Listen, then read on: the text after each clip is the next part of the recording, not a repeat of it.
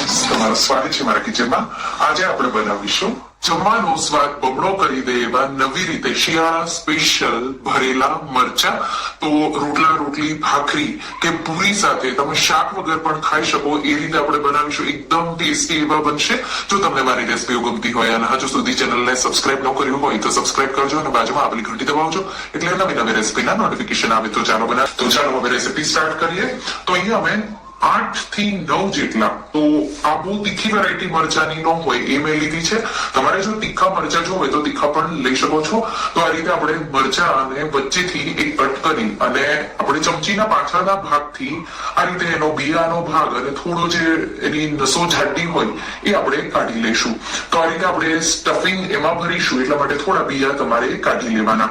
તીખા મરચા હોય તો તમારે એની જે નસો હોય અને બિયા કાઢવા જ પડશે, નહીતર મરચા તમારા ખાવામાં બહુ જ તીખા લાગશે. ડિપેન્ડ તમારા ઘરમાં તીખું કઈ રીતે ખવાય એ રીતે તમારે બિયા અને નસો કાઢી લેવાની.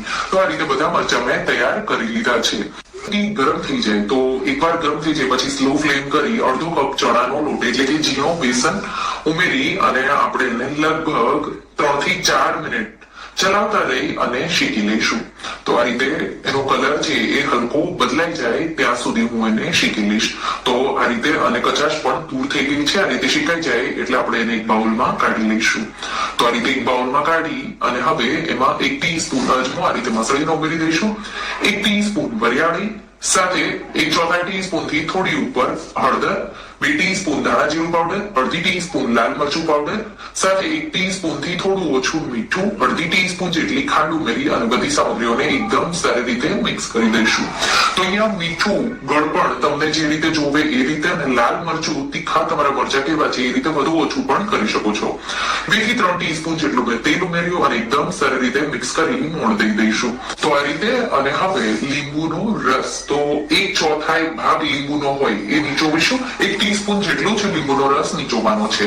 હવે વિન્ટર સ્પેશિયલ છે એટલે 2 થી 4 કપ જેટલા લીલા ધાણા ઉમેરી દઈશું, ઝીણા કટ કરેલા, અને એકદમ સારી રીતે મિક્સ કરી દઈશું.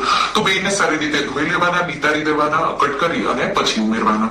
થોડી હિંગ 1/4 ટીસ્પૂન જેટલી ઉમેરી મિક્સ કરી દઈશું.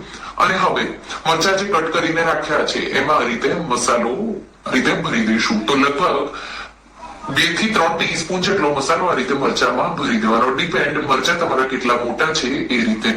તો આ રીતે હું બધા જ મરચા ભરી લઈશ. આ રેસીપીમાં મેં તેલ ઓછું રાખ્યું છે, પણ મારા મમ્મી જયારે બનાવે ત્યારે જે આ મસાલો છે એમાં તેલનું પ્રમાણ એ વધારે રાખે છે.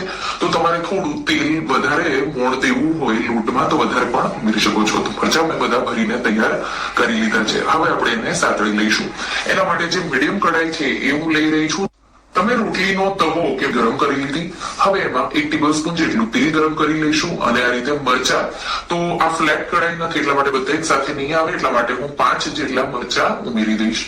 તો એકવાર તેલ ગરમ થઈ જાય પછી ગેસની ફ્લેમ મીડિયમ કરીશું અને આ રીતે ઢાંકી મેં 2 મિનિટ જેવું એને થવા દીધું. 2 મિનિટ પછી આપણે એની સાઈડ ચેન્જ કરી લઈશું. તો આ રીતે લગભગ તમારે 4 વાર થોડી થોડી કરી સાઈડ ચેન્જ કરશો એટલે મરચા તમારા થઈ જશે. તો આ રીતે ઢાંકી હું બીજી સાઈડ પણ થવા દઈશ.